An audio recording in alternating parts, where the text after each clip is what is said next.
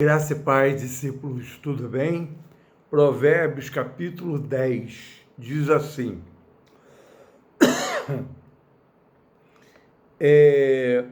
versículo 22, a bênção do Senhor traz riqueza e não inclui dor alguma.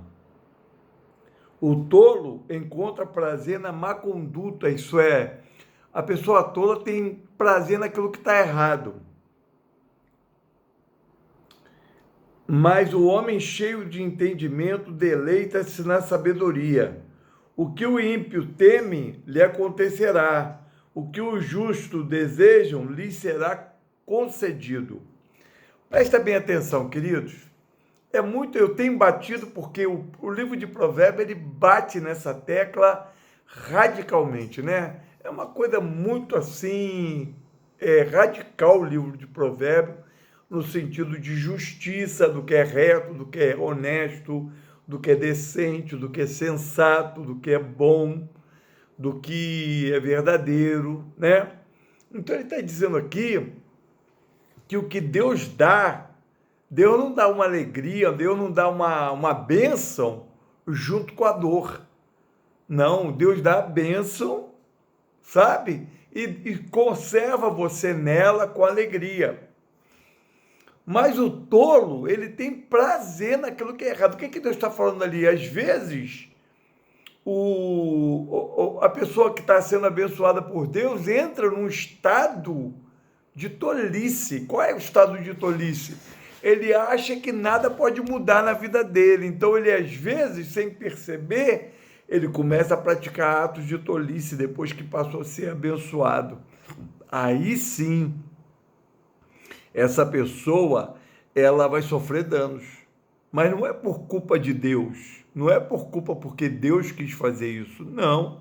É porque você, ou a pessoa que está praticando a tolice, qual é a tolice que a gente pode praticar? Por exemplo, esquecer de Deus, parar de buscar o Senhor, porque o justo busca o Senhor dia, todo tempo, toda hora.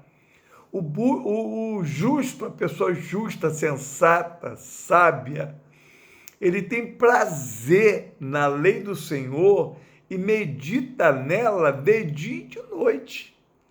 Então, quando você, por exemplo, uma coisa que os crentes precisam, você, meu discípulo, e eu também preciso atentar, Davi, uma ocasião, disse assim, Senhor, coloca um anjo para guardar o que sai da minha boca.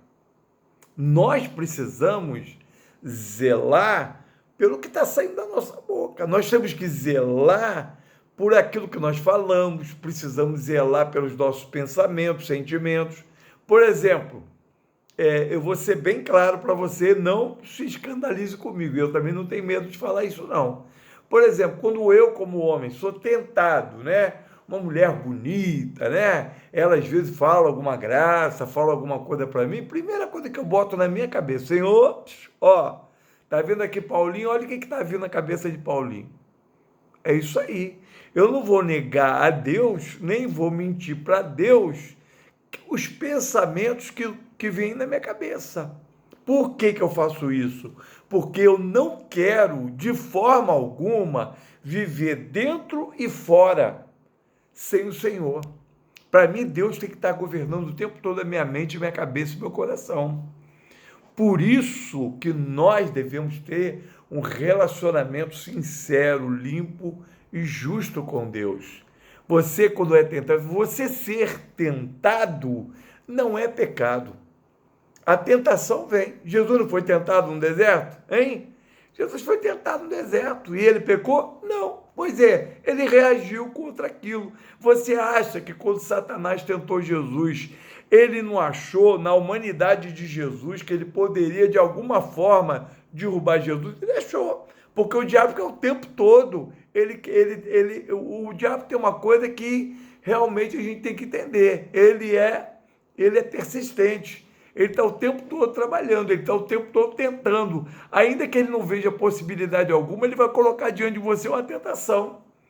O diabo já sabe, por exemplo, que toda vez que me tentar, eu vou colocar diante do Senhor, na minha mente, aqui, o Senhor, chegou algo aqui na minha mente que eu não aprovo.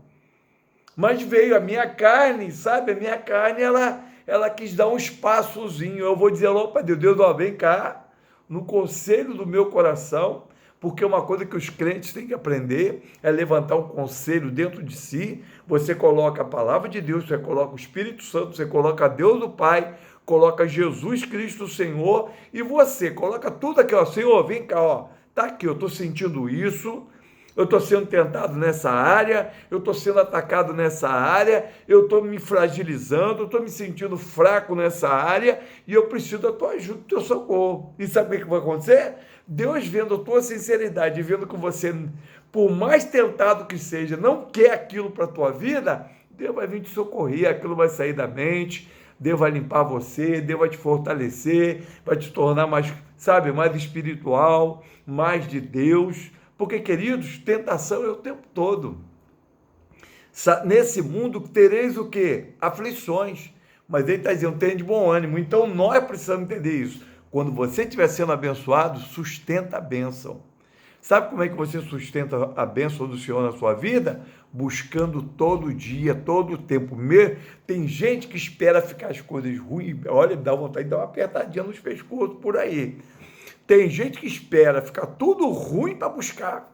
Caraca, olha só, Deus te escolheu como adorador, você tem que adorar a Deus todo dia, você tem que adorar a Deus todo tempo, você tem que buscar o Senhor o tempo todo, você tem que estar na presença do Senhor o tempo todo. Quando você foge da rotina, por exemplo, essa madrugada, hoje eu tenho prova, daqui a pouco eu estou fazendo prova.